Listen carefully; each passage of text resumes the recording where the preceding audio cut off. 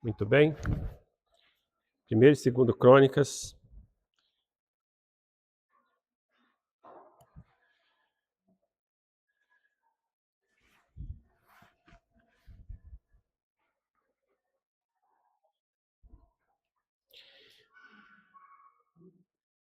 Então, esses livros, irmãos, 1ª e 2ª Crônicas,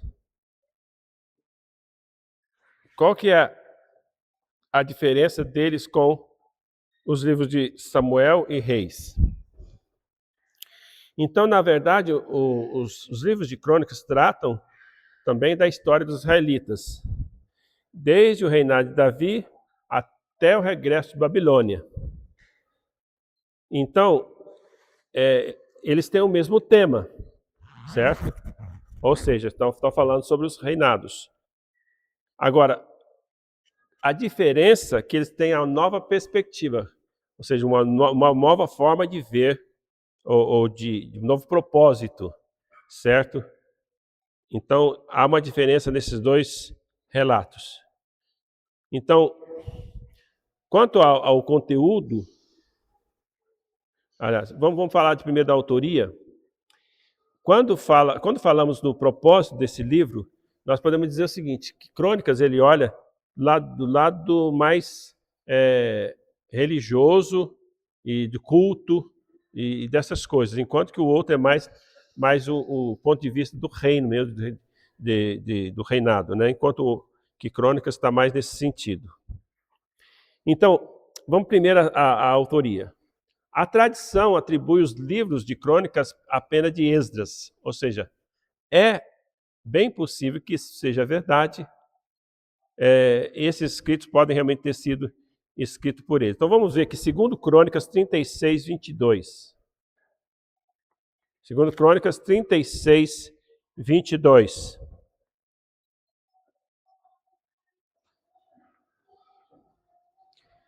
Se alguém já achar, pode ler para mim, 22 e 23. 2ª Crônicas 36, 22 e 23. E depois Esdras 1, 1 e 2. Alguém achou?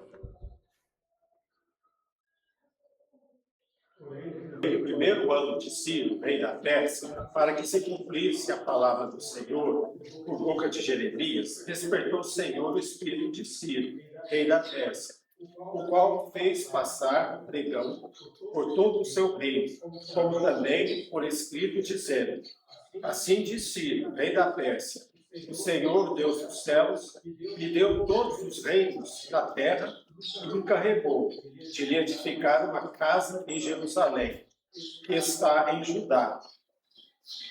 Quem entre vós é de todo o seu povo, que suba, e o Senhor, o seu Deus, seja comigo. Ok. É isso mesmo. Então, o que eu queria mostrar, nós queremos mostrar aqui, é que essa menção aqui está falando lá do tempo, do final do cativeiro já, certo? E Esdras realmente é dessa época. Certo? Provavelmente, então, acredita-se que seja ele. Certo? Então, Esdras 1, 1 e 2, praticamente quase que a mesma coisa que está falando lá. Esdras 1, 1 e 2. Alguém leia para nós também esses versículos?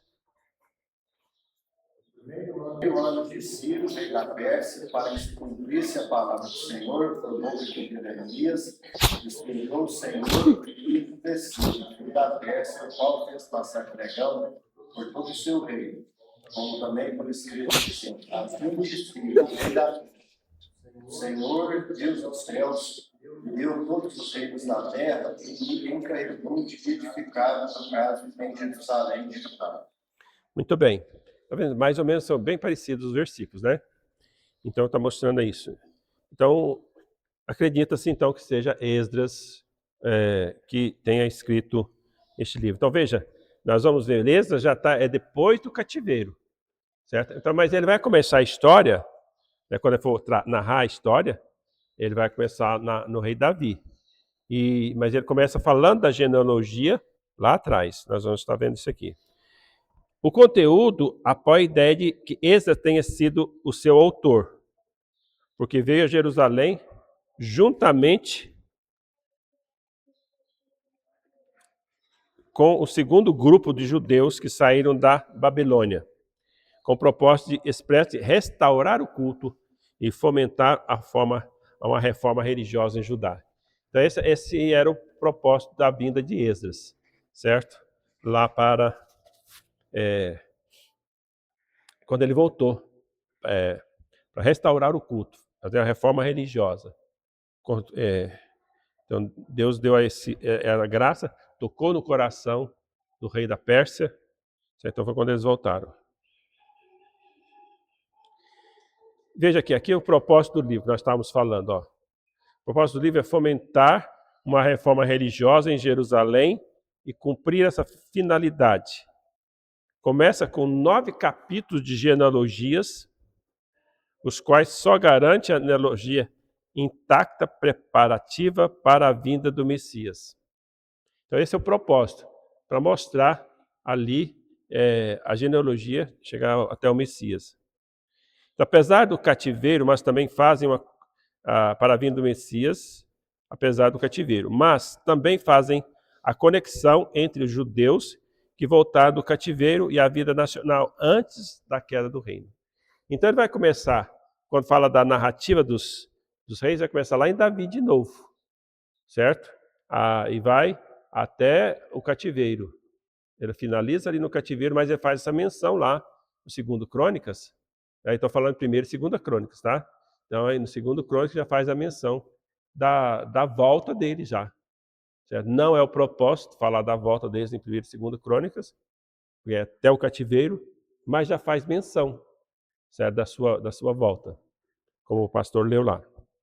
Ok? Ele fala sobre os sacerdotes, os levitas, os cantores, os porteiros e demais funcionários do templo. Então, veja que aqui a ênfase está na restauração do culto. Então, eles receberam seus postos por famílias, sua participação no funcionamento do templo, e tornava necessário que Esdras soubesse com exatidão as genealogias para poder efetuar a reorganização do culto. Isso é importante. Neemias 7, 63, 65. Alguém leia para nós? Neemias.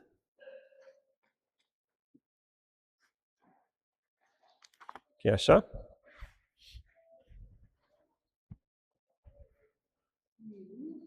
Neemias. Capítulo 7, versículo 63. 63. Os filhos de Cós, os filhos de Barzilai. Paulo se casou com uma das filhas de Barzilai. Esse Gileade foi chamado por nome dele. Ok, tá vendo aí? Então eu estava falando do sacerdote, estava falando da onde que eles vieram, da genealogia deles. Não, e o 65. Uhum. Agora o 65. O governador lhes disse que não comessem das coisas sagradas, até que se levantasse um sacerdote Urim e Tumim. Ok. Então, essa é só para enfatizar aqui a questão do propósito do livro, certo? Então, a restauração do culto. Por isso que tem toda aquela genealogia, talvez seja a parte mais difícil da leitura da Bíblia, né? Quando a gente vai ler esses capítulos, é difícil, né? Então, mas tem um propósito, então, para a gente estar vendo aqui, certo? Meu irmão, eu estou usando o microfone porque o barulho do outro culto tá vindo, assim, para ficar mais nítido. Que acho que nem precisaria, né? Mas o fato é que os livros de crônicas se ocupam tanto do reinado de Davi e Salomão, descrevendo com particularidade a organização dos sacerdotes por turnos e encargos dos levitas. Então, a gente já até viu quando a gente estava falando sobre o culto, né? Nós tivemos um estudo anterior na sala dos adultos sobre o culto. Nós vimos que Davi foi um dos grandes responsáveis para organizar o culto, apesar de ele não ser levita, de ele não ser dele não ser sacerdote, mas ele se empenhou muito nessa questão, porque ele era cantor, ele era músico, né? Então ele se importou com isso, então ele ajudou muito nesse ponto. Daí aqui lá tem o regulamento sobre os cantores, porteiros e os demais servidores do templo. Nos ajuda a crer que um sacerdote hábil foi o autor desses livros de crônicas. Então, para ter um conhecimento sobre essas coisas, só podia ser um sacerdote que tivesse que realmente estudado, né? Não é qualquer um também.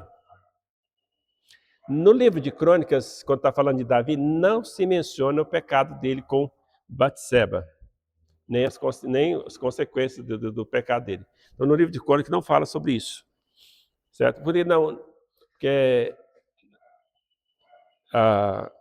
Por que será que não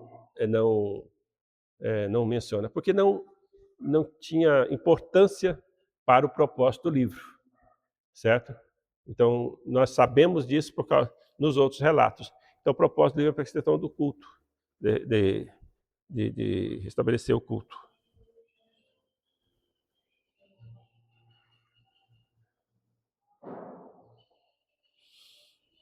Alguns dos livros de crônicas, alguns chamam os livros de crônicas de a história profética de Judá, por ter sido escrita do ponto de vista dos profetas e da vida religiosa, e não tanto do ponto de vista do reino, mas do que era civil. Então, a descrição tem uma outra perspectiva, certo? Está ficando claro isso aqui, irmãos? Tá? Para vocês verem a diferença, então? Então, nós temos algumas referências históricas que encontram nos livros de crônicas, mas que não aparecem nem nos livros de Samuel, como nos livros dos reis, para salientar a diferença entre os relatos. Então, nós vamos ver apenas as passagens, tem também algumas passagens do livro de 2 Crônicas. Nós só vamos ver aqui as passagens de 1 Crônicas. Nós vamos estar vendo primeiro 1 Crônicas, depois nós vamos ver 2 Crônicas. Então, essas passagens se encontram somente no livro de Crônicas e não aparece nos livros de Samuel nem de Reis. Então, na 1 Crônicas 21, 1 a 19.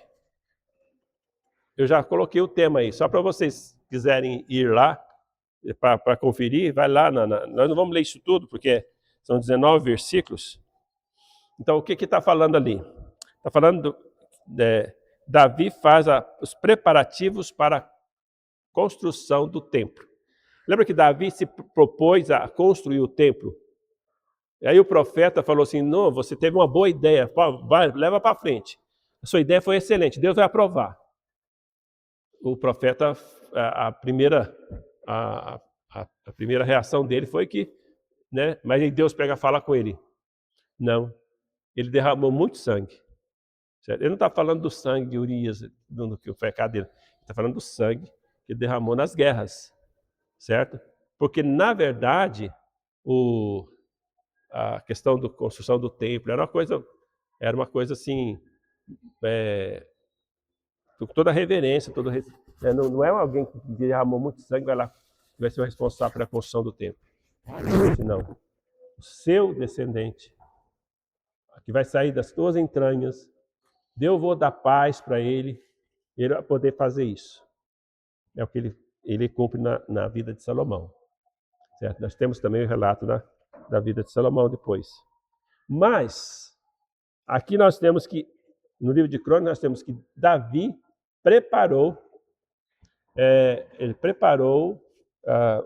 fez preparativos para a construção do templo. Então, eu não vou construir, mas então tudo bem, mas então eu já vou adiantar. Tudo aquilo que eu posso fazer, vou fazer. Certo? Então ele começou a fazer preparativos para a construção. E ali vocês vão ver que lá no 28 de 1 a 20, no 22 de 1 a 19, como Davi está fazendo todos os preparativos. Ele junta dinheiro, ele junta as coisas que precisa ali para fazer. Certo? É claro que numa construção, por mais que você junta, sempre vai faltar, e faltou, né, muita coisa. Ele não podia juntar, depois teve madeira, que depois teve que buscar, coisas assim. Outra coisa é quando Davi exorta os príncipes de Salomão. Então, nós temos ali em 29, 1 a 29. Então, esse aqui só está aqui no livro de Crônicas, não tem no primeiro Reis, nem segundo Reis, quando Davi faz isso, certo? Então, lá nos livros Primeira Crônicas, Segunda Crônicas, primeiro Samuel, segundo Samuel, primeiro Reis, segundo Reis, não é mencionado esse assunto também. Ok? Outra coisa, Davi levanta ofertas para a construção do templo e ações de graça de Davi. 29, de 1 a 29. Então, ele faz outros preparativos, aqui ele levanta oferta, dinheiro, para a pessoa já ter condições. Oferta não é só dinheiro, era ouro, era todas as coisas que era necessário para fazer, né? Tanto é que o templo ele foi muito suntuoso, né? Tudo tinha cobertura de ouro, tudo, porque a planta era baseada no tabernáculo. Quanto a planta praticamente estava pronta, era o tabernáculo. Só que a proporção era maior, certo? Então, essas coisas aqui são mencionadas em primeira crônica. Segunda crônica também tem coisas que é específicas só de crônicas, que não é mencionado nos outros. Então, essas porções tratam, na sua maioria, de questões religiosas, provando assim, então, mais uma vez, o objetivo do livro de crônicas. No caso de Primeira Crônicas, e há outras semelhantes em Segunda Crônicas. Bom, então qual que é o esboço, agora, mais específico de Primeira Crônicas? Então, o esboço de Primeira Crônicas é o seguinte. O tema seria a restauração espiritual de Israel, com foco em quê? Então, restauração espiritual de Israel, esse é o tema, certo?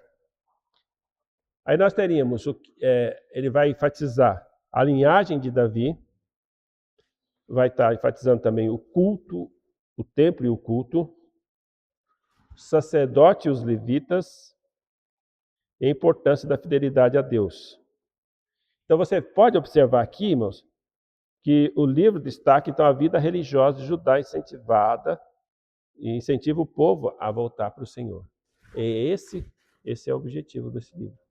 É a escrita, por isso que só pode ser escrito por um sacerdote, certo? Não tinha como não ser. O esboço praticamente é duas coisas só no livro de 1 Crônicas. Genealogias de 1 a 9 e Reinado de Davi, capítulo 10 a 29. Hoje nós vamos ficar nas genealogias, depois, semana que vem, nós vamos estar para os capítulos 10 a 29, sobre o reinado de Davi, o que é mencionado em Crônicas.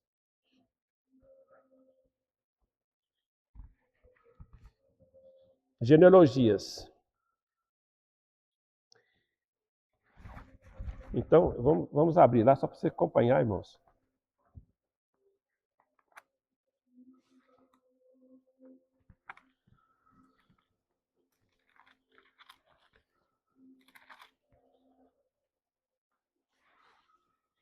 Observa, começa com quem aí?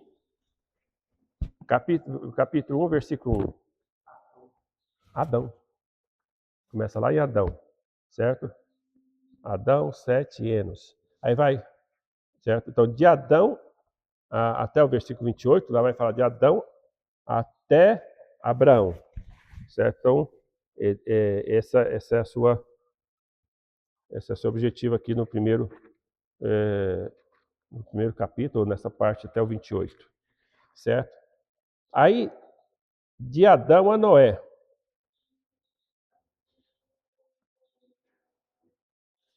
De 1 a 4. Então, os filhos de Noé, 1 Crônicas 1. Aqui está realmente, nós estamos voltando, né? Aqui, ó, de Adão até Abraão. Depois, de 1 a 4, de Adão até Noé, certo? E antes do dilúvio. Ele traz a genealogia até Noé. Depois fala dos filhos de Noé, 1 Crônicas 1, 5 a 28. Deve-se notar ainda que Sem tenha tido 9 filhos, aparece apenas a descendência de Arfaxade, né? Por quê? Porque leva a genealogia até Abraão, de quem haveria de descender o Messias. Então, esse é o seu objetivo, traçar a genealogia até... Porque aí, ele não vai falar de todo mundo, gente. O livro de genealogia não trata da genealogia de todo mundo que foi escrito na Bíblia. O objetivo tanto do Velho Testamento é levar a Cristo, certo? Então, sempre pensando no Messias, lá atrás. Por isso, irmãos, tem pessoas que falam assim, olha, apenas o Novo Testamento que é para os crentes de hoje. Não é. Tanto o Novo Testamento como o Velho Testamento, certo? Eu não posso descartar o Velho Testamento. Claro que ele tem suas peculiaridades que eu preciso entender para que eu não possa entender mal e aplicar mal. Então, aplicar mal essa questão aqui, tá certo? Do Velho Testamento. Segundo ponto, então, a genealogia de Abraão até o cativeiro. Aqui nós já vemos aqui 1 Crônicas e 2 Crônicas. E aí vai até o cativeiro já, nós vamos, a 2 Crônica vai chegar lá no cativeiro. Fala dos filhos naturais de Abraão, 1:29 a 33. Aí está falando Isaac, certo? E depois eu tenho os outros filhos de Abraão. Mas o que importa aqui vai ser Isaac. Os outros filhos de Abraão não importa. Ismael e outros, eles são mencionados, mas o que vai importar aqui, porque de quem descende o Cristo foi Isaac, que era o chamado filho da promessa, certo? Mas Isaac teve 2 filhos. Então ele dedica um tempo para falar da geração de Esaú, que se tornou o pai dos Edomitas, certo? A nação de Edom. Mas ele vai dar ênfase na geração de Jacó também, e os 12 patriarcas. Capítulo 2-8. Nota-se que a tribo de Judá vai receber atenção especial, visto que dela participava Davi. Os descendentes de Davi são acompanhados até o cativeiro. Então, ele vai afunilando, então. Ele começa bem amplo, Adão. Quem descende de Adão? Todos nós. Certo? Aí chega Abraão. Quem descende de Abraão? Nós já estamos fora. Não sei se tem algum judeu ou ancestral judeu, pode. Mas se tiver, não é bem legítimo, né? Não é legítimo. Teve mistura, né? Então, aí já nós estamos fora. Certo? Então, Abraão. Mas Abraão não foi. O de Esaú está fora. Certo? Aí quando vem para chegar do Messias, aí só a tribo de Judá. As outras tribos também estão fora. A questão da descendência de Davi e depois a descendência do Cristo, de onde veio Cristo, né? Então, ele vai afunilando. Então, quando chega nos 12 filhos, então chega na tribo de Judá, que toma uma atenção especial nesses livros. Bom, aí nós temos também uma parte aqui do habitante de Jerusalém depois do cativeiro babilônico e os seus cargos. Capítulo 9. Ok? Então, vocês veem aqui que ele vai abranger uma história muito ampla, né? De Davi, quando vai falar da história de Davi até depois do cativeiro. Então, esses 2 livros vai falar isso. Não com toda a minúcia, é impossível, né? E quanto mais amplo, nós lembra que nós estávamos lendo, para quem está acompanhando, né? Quando nós lemos sobre a história da reforma, o mais grosso, né, que o livro era, né, mais ou menos assim, vocês observaram que a história da reforma, nós vimos a história da igreja primeiro, né? E a história da reforma foi um capítulo. E olha que nós vimos, a história da reforma foi um livro. certo? Se nós fôssemos ver a história dos batistas, também dava um livro da mesma grossura. Se fosse pegar tudo mesmo, assim, não sei, nem sei se tem escrito assim uma história mais completa dos batistas, mas deve ter. Aí dá outro livro assim, né? Aí depois, para funilar, história dos batistas regulares. Talvez não é um livro tão grosso assim, mas dava para ter um livro, tá? Então aqui, no caso, é uma história bem abrangente, Crônicas, Primeira e Segunda Crônicas. Bom, aí nós vamos finalizar aqui, as genealogias não terminam aqui, certo? Nós vamos, então, encerrar nesse momento, porque nós vamos ter a nossa assembleia, certo? Enquanto nós podemos estar despedindo uns dos outros, tudo, uns dos outros que não somos membros, né, mas os membros devem ficar. A primeira convocação fica, na verdade, a segunda, que nós já tivemos uma convocação, não teve quórum. Essa está sendo a segunda convocação. Então, agora, está sendo a segunda convocação. Se não der o quórum, a gente faz em terceira convocação, que seria 11 horas. Certo? Aí 11 horas aí, pelo número que tiver, certo? Muito bem. Então, vamos agradecer a Deus pelo tempo que nós passamos aqui.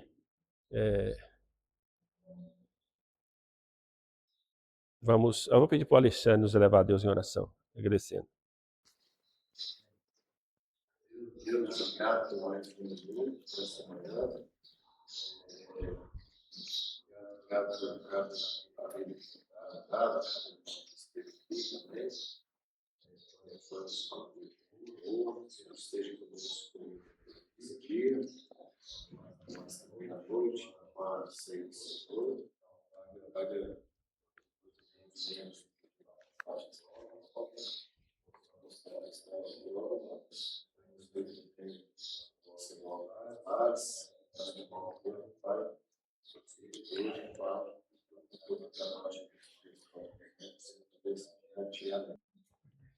Amém.